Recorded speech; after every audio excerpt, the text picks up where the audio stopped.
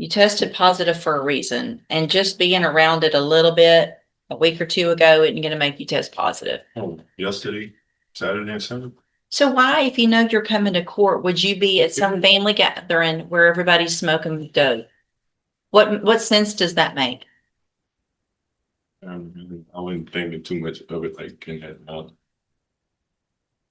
So here's what I'm going to do because of that, Mr. Hassan. I'm going to require that you wear a drug patch. All right. And so you have 24 hours to get a drug patch put on. And you have to get it changed every 2 weeks. You have to make sure it stays on. There's no, it fell off or it's not testable or anything like that. If it continues to test, it's going to show me the amount in your system, not just a positive or negative. So that amount should be going down every 2 weeks. I get those every 2 weeks and I'll look at every single one of them. If it's not going down, then I'm going to assume that you're either around people you shouldn't be around or you're smoking yourself. Either way it goes, I don't care. It's going to show positive. So if you cannot be around anybody else, if you think that that's what's making you test positive, then I would stay as far away from it as possible because you're the one that's going to end up in jail if it tests positive again. Do you understand? So again, 24 hours, you need to get proof of that to your bondsman. They can also tell you where you can get it. So call your bondsman. They'll let you know where you can get. There's several different places you can go get that drug patch. You have to have it by noon tomorrow. Also, you need to have an attorney before that next court date. And if you don't, you need to bring me the names of 3 new people that you have talked to. If you don't do all of that, then those are all court orders that you will have violated. And your bond's going to be raised in each of your cases and you're going to go back to jail. Any questions? All right, step in front of the clerk.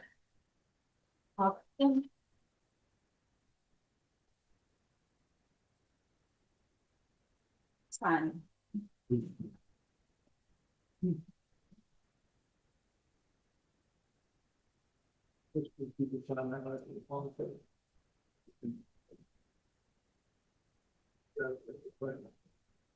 See Mr. Burbank on Tiona Hughes.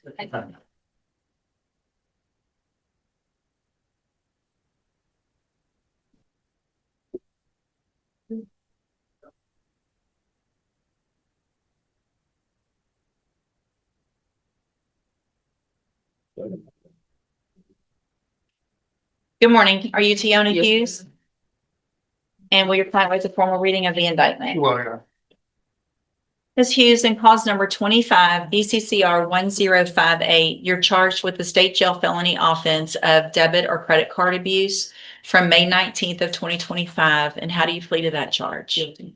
Are you pleading guilty freely and voluntarily? And are you pleading guilty because you actually did what they charged you? Yes, ma'am. I have here on the tablet some documents that have your signature on them that the state's marked as exhibit number 1. Before you signed these, did you go over them with Mr. Burbank? Yes, sir. Do you fully understand Yes, this? ma'am. And, oh, now I've done it. Everything just went. How did this make that go off? Sorry. Do you understand if I follow the agreement that you've made with the district attorney that you'll be waiving or giving up any right to appeal? Yes, ma'am. And it looks like the agreement that you've reached is for how long? 3. 3 is the agreement? Don't write that in, or it didn't show up. All right. So a 3-year deferred probation, there would be a $500 fine and you would be required to pay any restitution that would be determined between now and when we come back for sentencing. Is that your understanding? Yes, ma'am. Do you also understand if you're not a U.S. citizen that a plea of guilty or no contest may result in your deportation, exclusion from admission to the country, or denial of naturalization under federal law? Yes, ma'am. State tenders number 1. No objection, state's fine. It's admitted. Is there any evidence that Ms. Hughes is not competent? All right, ma'am, I'm going to find that you entered your plea of guilty freely and voluntarily. Find that you're mentally competent and understand the nature and the consequences of your plea.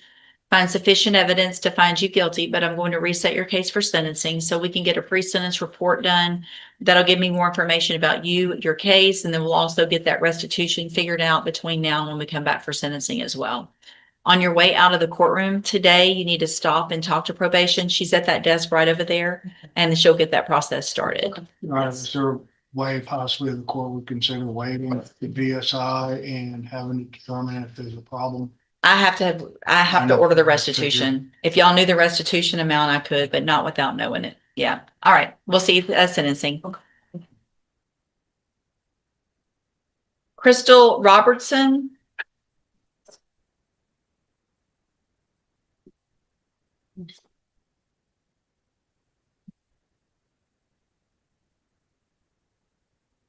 Thank you. Good morning. Are you Crystal Robertson? And Mr. Burbank, will your client waive the formal reading of the indictment? Well, you know,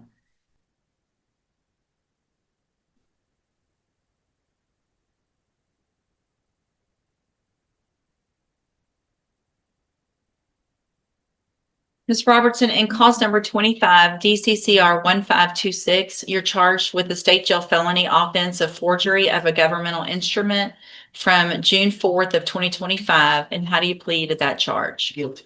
Are you pleading guilty freely and voluntarily? Yes, ma'am. And are you pleading guilty because you actually did what they charged you with? Yes, ma'am. I have here on the tablet some documents that have your signature on them that the state's marked as exhibit number 1. Before you signed these, did you go over them with Mr. Burbank? Yes, ma'am. Do you fully understand them? Yes, ma'am. And do you understand if I follow the agreement that you've made with the district attorney that you'll be waiving or giving up any right to appeal? Yes, ma'am. And it looks like the agreement that you've reached is for a 5-year deferred probation. Does not look like there's a fine, but there would be restitution that would be determined between now and sentencing. Is that your understanding? Yes, ma'am. Do you also understand, if you're not a U.S. citizen, that a plea of guilty or no contest may result in your deportation, exclusion from admission to the country, or denial of naturalization under federal law? Yes, ma'am.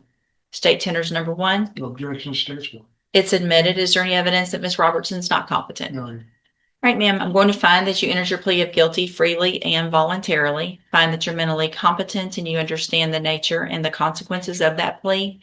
Find sufficient evidence to find you guilty. However, I'm going to reset your case for sentencing so that the probation department can do a pre-sentence report.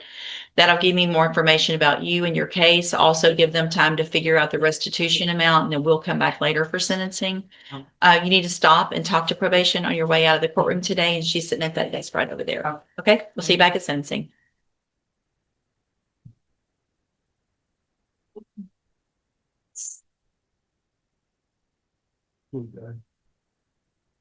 Mr. Samuel, you have Deanna Paul. That's set for a plea. Have you done that paperwork? No, you're on the man approach. Your Honor, Hold on. Deanna Paul.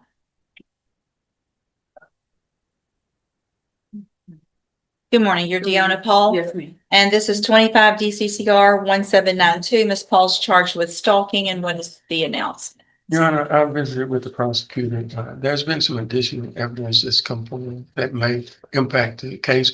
It will be, it's not going to be a trial, sure. But it could impact the outcome of the case. I've spoken with the state and we're in agreement. He says he's in agreement with your approval. We just need one more setting. Okay. All right, no issues. All right, this will be the final reset. So Ms. Paul, make sure that you stay in touch with Mr. Samuel, go over everything, anything that's new. If there's something you need to get to Mr. Smith, do that quickly, and we'll get a plea at that next court date. Will do, Your Honor. Okay, thank Thank you. You're free to go. Do I have to see anything from the DG? No, ma'am. Okay, thank you.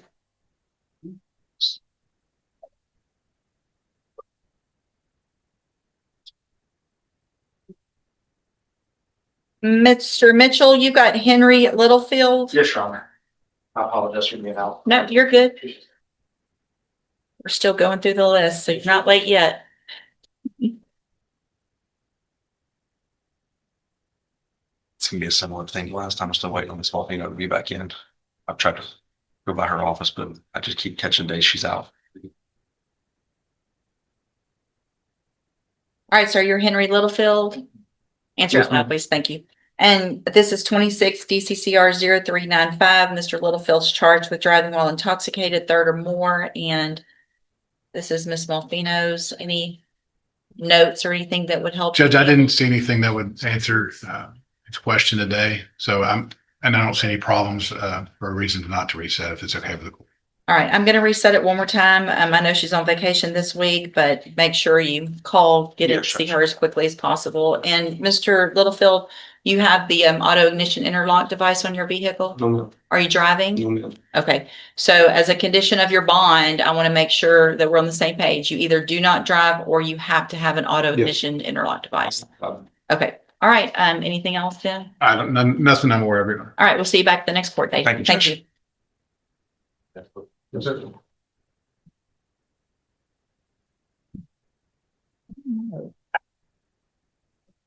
I know. It's a very, I thought of that. Let's see. Let's try the way. Oh. I thought they were gonna go. Thought he was going down.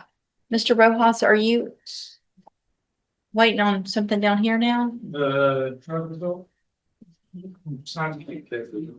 I don't have them yet. Okay. And Mr. Bodie has already pled the misdemeanor, is he free? That's,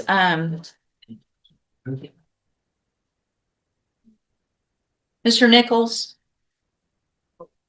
Yes, and Mr. Bonilla, Mr. Rojas said that he's already gone down there and taken care of that. So, I'll send you this list. okay, and that'll be in both of those cases? Yes, sir. Okay. Goodness. It's a lucky day. Kind of. Okay. So let me see, this other one is.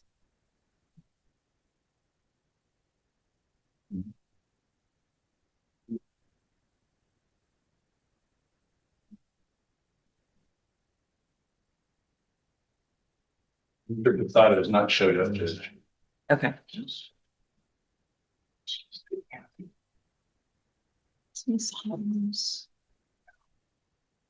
Oh, there you are. Yeah. Hi. Are you ready on Kristen Bell? Yes, sir.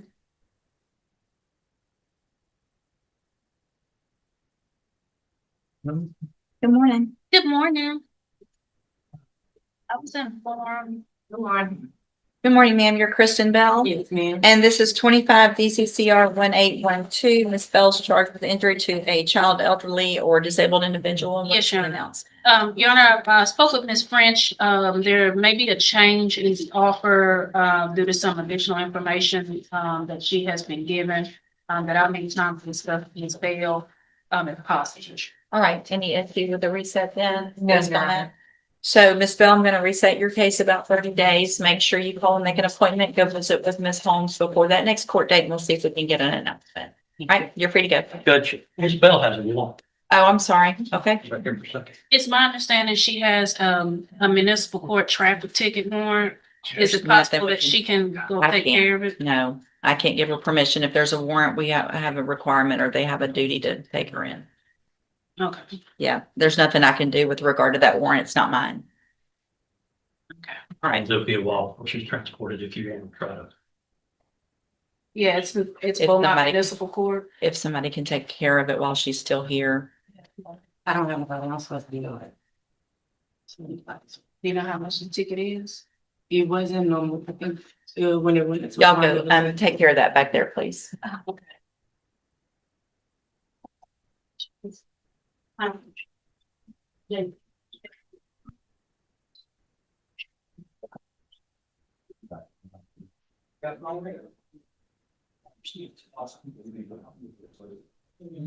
That's what I've been told, Ms. Tavis. Thank you. Not yet. Okay. Message. We're lucky. Ms. Holmes, you got a sentencing on Francisco Garcia. Yeah, he does.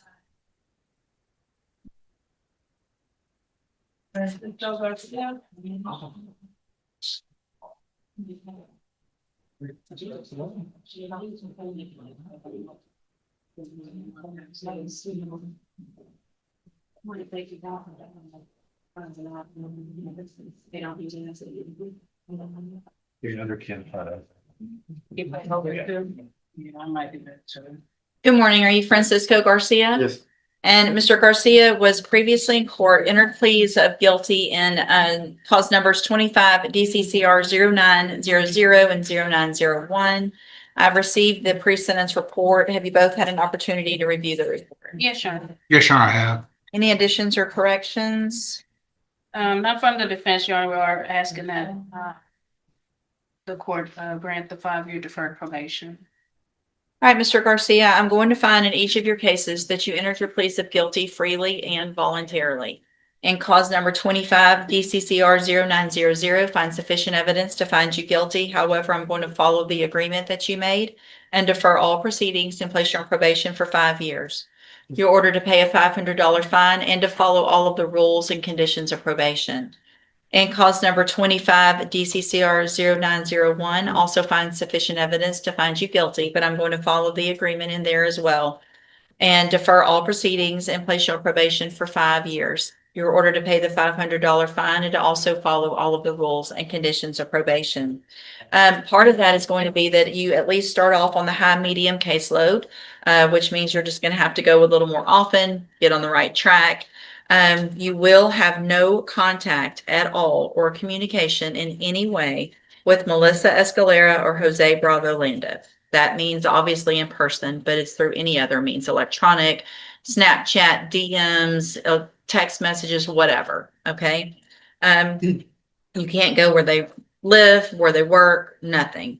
Also, you are ordered to delete and destroy any images that you have on your phone of her, and that you will also be required to allow probation to go through your phone and look through all of that to make sure that that has happened. You understand?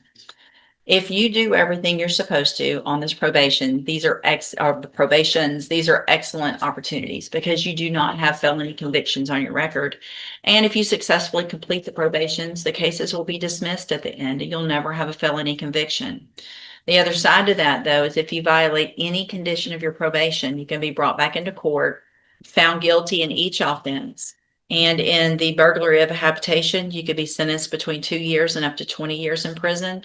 And in the publishing or threatening to publish intimate visual material, you could be sentenced between 6 months and up to 2 years in a state jail prison. Do you understand? Yes. I'm handing you the trial court certification in each of your cases that shows that these were agreements that I followed, so you have waived your right to appeal.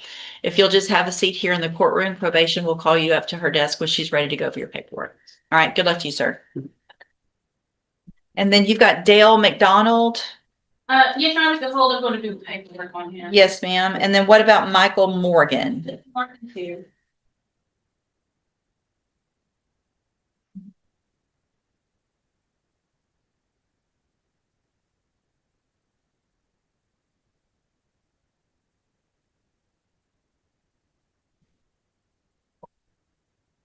Good morning, sir. Are you Michael Morgan? Yeah. And Mr. Morgan is charged with theft of property with previous convictions and cause number 24 DCCR 0590. And what is the intent? Your Honor, I've been having trouble with the discovery, and Mr. Smith looked as well as the videos. It's alleged theft from Walmart, and the videos were not working for me. Mr. Smith tried to, they're not working for him, and Mr. Morgan would like to see what's on video. So that's the hiccup we've run into. So we're trying to get with Miss Mayfield upstairs to see if they can figure out a way to get these videos working. And also Mr. Morgan was in the hospital yesterday from a apparent mild heart attack, possibly. This is records that the hospital gave. And he probably needs to go back. He released himself out because he knew he needs to come to court. He didn't want to have a warrant. So Okay. that's the other issue, but the biggest one is So, I don't know. well, I guess I'm looking back. It looks like it was pending and then he wasn't actually arrested on it for Oh, 2 years. The warrant was issued back in 2024. And then it looks like it got returned in February 2026. Okay. All right. Let's just do a normal reset. And that'll be about 30 days to give y'all some time to see if you can get that working, if it exists. If it doesn't, then we'll just need to go forward with what you got. yes, But yes. we'll hold it for that. I mean, I'll reset it for that. Okay. Stay in touch with Ms. Holmes. She'll let you know when you need to be back, sir. All right. You're free to go. Thanks. And then you've got Aaron Riley.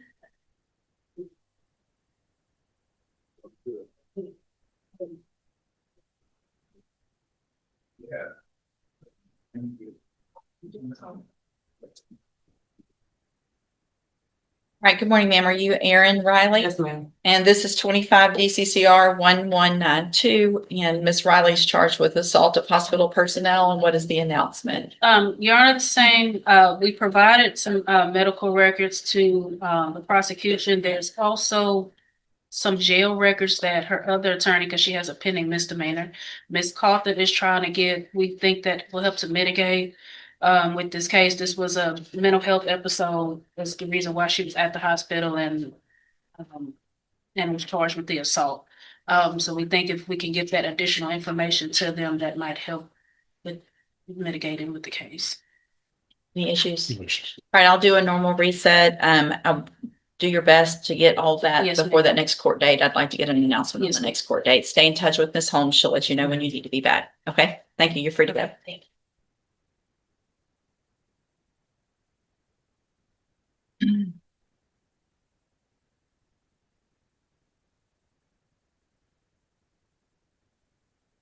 Mr. Simon?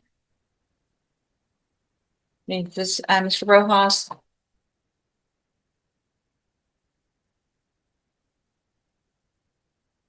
All right, so this is cause numbers 25 DCCR 1368, 1740, and then 26 DCCR 0720. Mr. Simon tested negative, which is obviously good, but Mr. Simon, you have to keep the drug patch on. The day I lost it, I fell out of the tree, got wounded, and as soon as I got off, I went up there that day and put back on.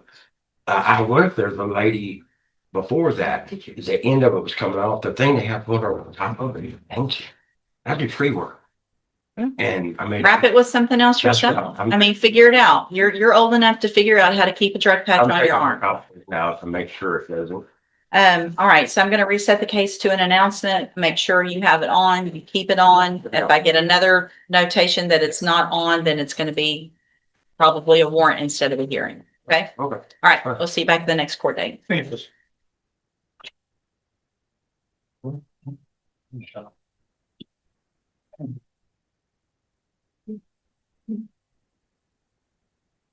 What's that? Oh, she wants to talk to me. A potential fight between Lamont Roach Jr. and William Zepeda could be a fascinating clash of styles. Zepeda is known for relentless pressure, high punch volume, and a dangerous body attack, while Roach relies more on timing, movement, defense, and accurate counterpunching.